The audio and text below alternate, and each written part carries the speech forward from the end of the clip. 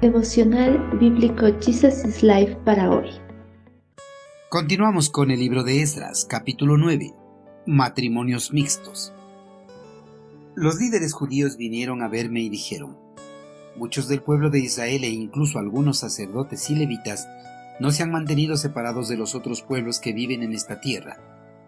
Han adoptado las prácticas detestables de los cananeos, los hititas, los fereceos, los jebuseos, los amonitas, los moabitas, los egipcios y los amorreos, pues los hombres de Israel se han casado con mujeres de esos pueblos, de manera que la raza santa se ha corrompido a causa de esos matrimonios mixtos. Peor aún, los primeros en cometer este ultraje han sido los líderes y los funcionarios. No había transcurrido mucho tiempo de la llegada del sacerdote Esdras a Jerusalén, cuando se presentaron algunos líderes del pueblo judío ante él, con la novedad de que varios de sus compatriotas, incluidos entre ellos algunos sacerdotes y levitas que no se han mantenido separados de los otros pueblos que viven en esta tierra. En el pasado, la relación con los paganos le había traído fatales consecuencias a la nación, pues al relacionarse con ellos, Israel no había llegado a adoptar las costumbres y tradiciones de esos pueblos. El eterno Creador, para que su pueblo no esté en peligro de contaminarse con las prácticas abominables de los pueblos cananeos, en su ley había prohibido a Israel relacionarse con estos pueblos. A través de esta ley, el Señor deseaba separarlos del mundo y de toda forma del mal.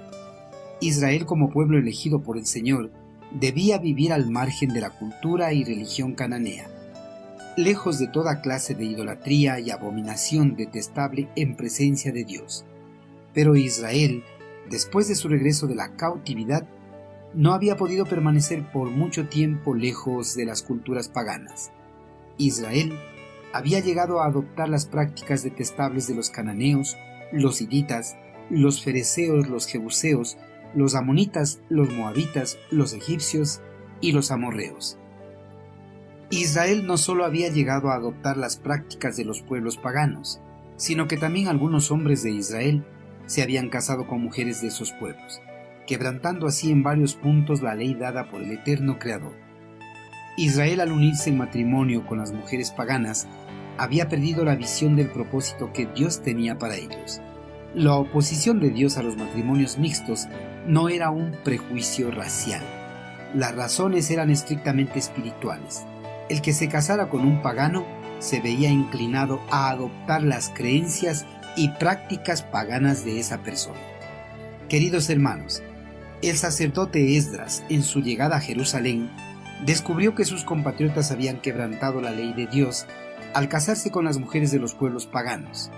Israel había sido apartado como el pueblo escogido de Dios, no porque fuera superior, sino para que se conservara la verdadera adoración a Dios, por lo menos en un rincón del mundo, hasta que viniera el Salvador prometido y diera a conocer el Evangelio a todo el mundo a través de su sacrificio. Hermanos, la prohibición del matrimonio entre personas que no comparten una misma fe sigue vigente en la actualidad. En el Nuevo Testamento el apóstol Pablo escribe a los creyentes: no os unáis en yugo desigual con los incrédulos. Tales matrimonios no pueden tener una unidad en el asunto más importante de la vida, el compromiso y la obediencia a Dios. Debido a que el matrimonio consiste en la unión de dos personas en una sola, la fe puede llegar a ser un asunto crucial, y un cónyuge probablemente tendrá que comprometer sus creencias para el bienestar de la unidad.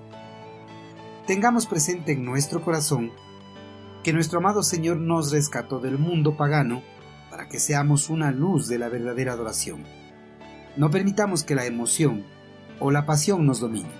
Permanezcamos firmes en obediencia a los mandatos de nuestro amado Creador.